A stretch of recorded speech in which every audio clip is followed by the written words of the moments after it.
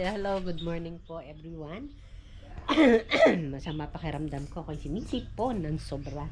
Bali mag-unbox po kami nito ang aming binigay ng anak ko na microwave. Ayan, nasira kasi yung sa amin.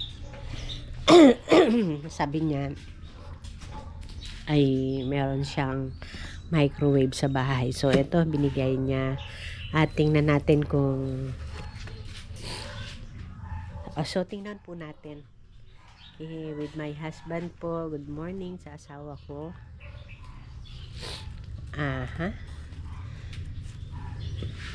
American's home. Iba pa ba yung American standard sa homes? American Standard Bowl. Kala. Okay.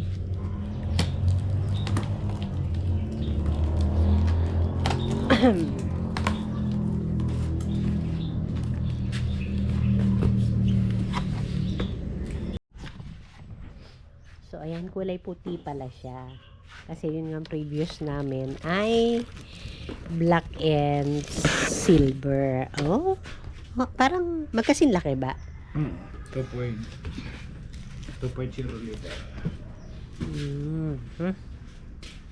Maganda. Maliwanag naman. Maliwanag ang kulay.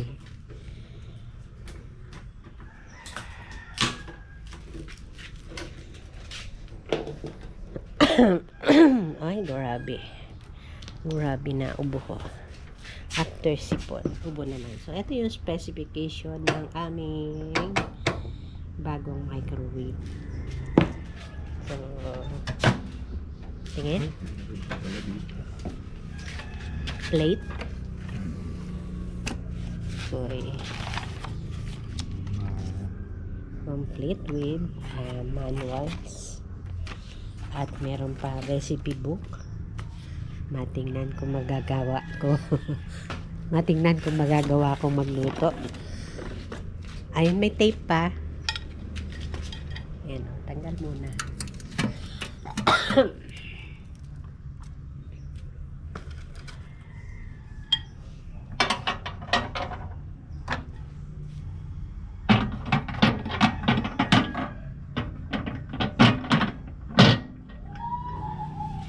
Okay.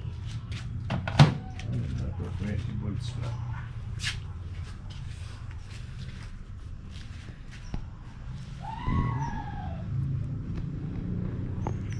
Ano?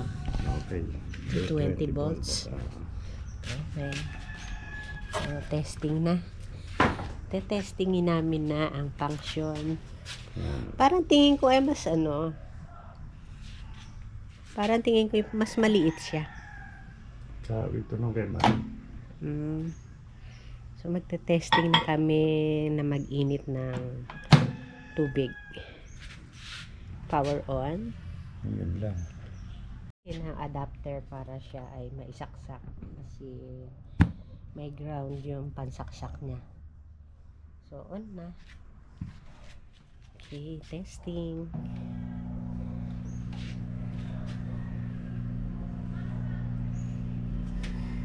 Two seconds. 2 minutes. Minutes ba yan? Nakala ko sa bagay, ang liit nga pala ng seconds. So, 2 minutes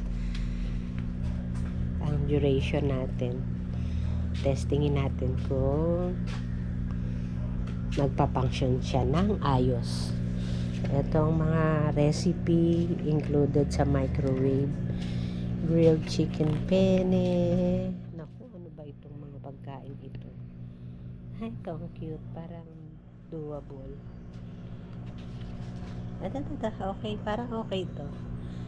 Ayan, siguro minsan magagawa ito. Ang puro siya nasa mag. Ang cute.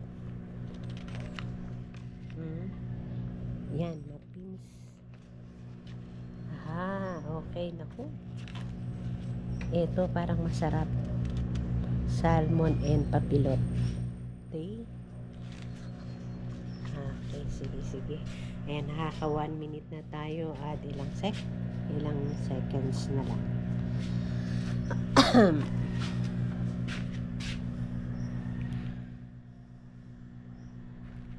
marami kaming activity na nakapending eh. Pero syempre uunahin muna yung medyo short at madali. So ito yung pinaka short.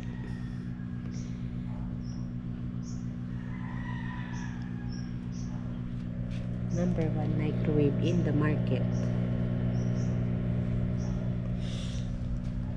Iba niya. 2010 pa yung isang pinagtan eh.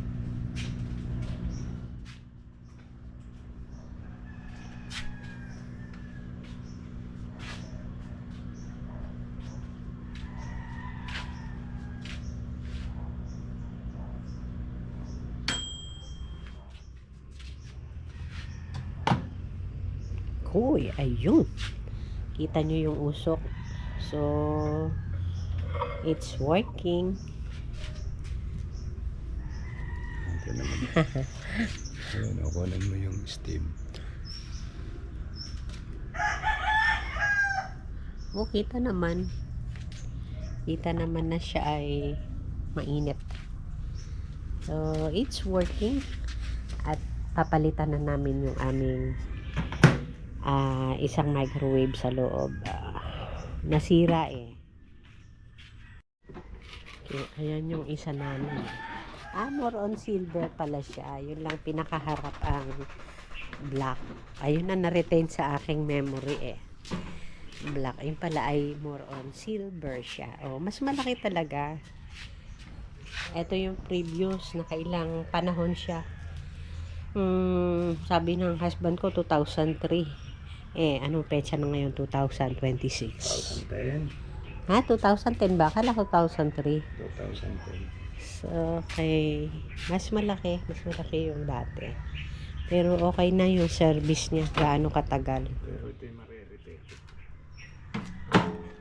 Yan. Hahanapan pa ng i-evaluate pa ako ano mismo yung sira.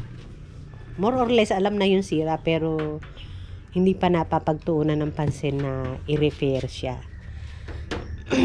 For the meantime, kasi nga nag-offer ang anak ko na meron daw siya. Eto nang yung bago namin.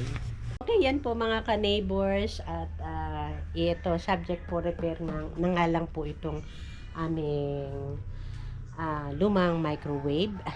At i-enjoy namin syempre yung bagong microwave. So, yan na lang po for the meantime. At later po, makikita nyo rin kung paano namin siya i-repair. Ipapakita namin pa at least makapagbigay din kami ng idea sa inyo kung ano ang pwedeng magawa sa mga lumang microwave. Hindi basta-basta tapo na lang.